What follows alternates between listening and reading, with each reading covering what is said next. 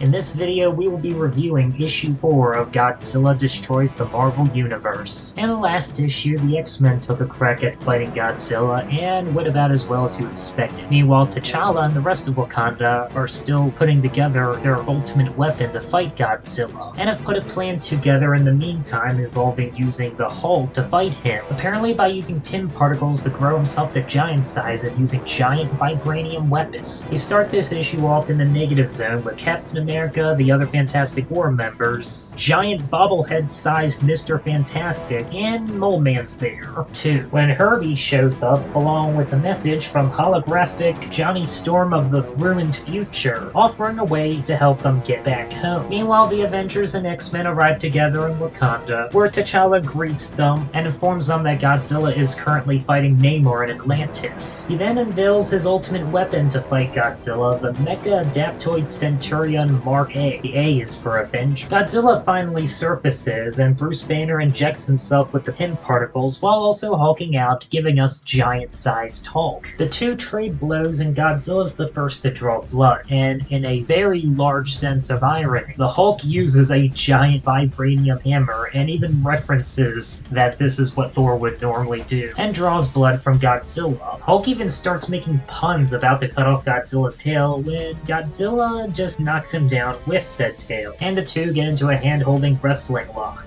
Meanwhile, the various heroes are taking their stations inside the giant mech, and we cut back to the Hulk vs. Godzilla fight, with Godzilla roaring loud enough to apparently rupture Hulk's eardrums and make him deaf, who then retaliates by lifting Godzilla over his head and bringing him down onto the sharp end of the vibranium axe. Yikes, that's gotta hurt. Then Godzilla just grabs Hulk's foot and brings him back down to the ground, with Hulk actually looking kind of freaked out before Godzilla tackles him forward. Hulk bites down onto Godzilla's arm, drawing blood, and then Godzilla bites into Hulk's chest, and apparently Hulk's actually kind of freaking out, as Godzilla charges and fires his atomic breath through Hulk's wound, with the atomic energy firing out of Hulk's mouth. Okay, hold up. Got a few things to talk about. Okay, so basically Kiss of Death, but kind of in reverse. Also, Hulk being afraid? Now, okay, I'm not a big Hulk fan, you know, this is kind of a Godzilla-centric channel, but I know enough about Hulk from reading various posts on the Hulk Reddit.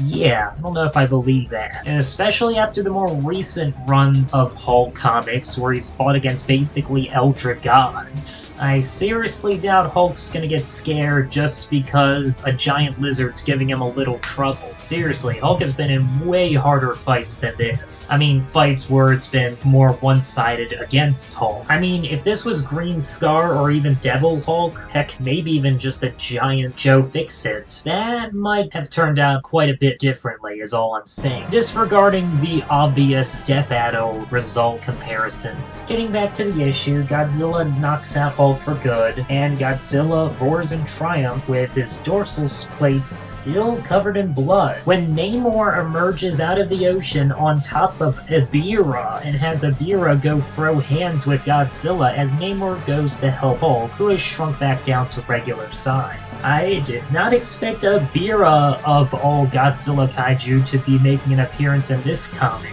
and to be throwing hands with one of the most powerful versions of Godzilla in the franchise. He actually fares a lot better than you would think, managing to knock down Godzilla and even briefly pin him down to the beach. He's even held in the same regard as Giant Hulk, and at the very least, Ebirah still seems to be in one piece at the end of the fight. The power scalers are going to eat their hearts out when they find out that a giant lobster could beat Goku because it scales to this Godzilla, who's probably like Outer Versal or some ridiculously high tier of power like that. Even manages to redirect Godzilla's atomic breath before he gets tail swiped back into the ocean. But then Godzilla gets jumped from the sky by the giant mech that the Black Panther constructed, piloted by all the various heroes inside, as it fires Cyclops' laser vision through its head. And yeah, I guess this is basically just a way for all the heroes to use their powers as a single entity. Both Spider-Man's web shooters, Iron Man and War Machines, I don't know what exactly they'd be doing in the shoulders. Doctor Strange magic stuff, Cyclops' heat vision, I'm not sure who the character Magic is or what her abilities are. Storm's weather manipulation, Human Torch's heat manipulation, and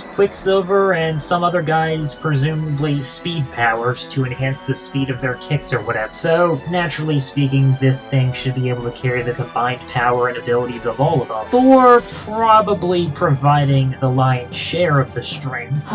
Okay, we got one more issue left to go of this crazy story. Yeah, compared to, say, the Deadpool and Punisher versions of this kind of story, this is definitely a lot more lighthearted. As I mentioned before, no one's really died in this story, and it doesn't look like that's gonna happen, though I am curious to see how it's all gonna play out. After being gone from the Marvel public eye for like 50, I guess technically closer to 20 years, Godzilla basically just shows back up to remind everyone who's boss, and nothing more. Would have been nice if they brought back Red Ronin, though.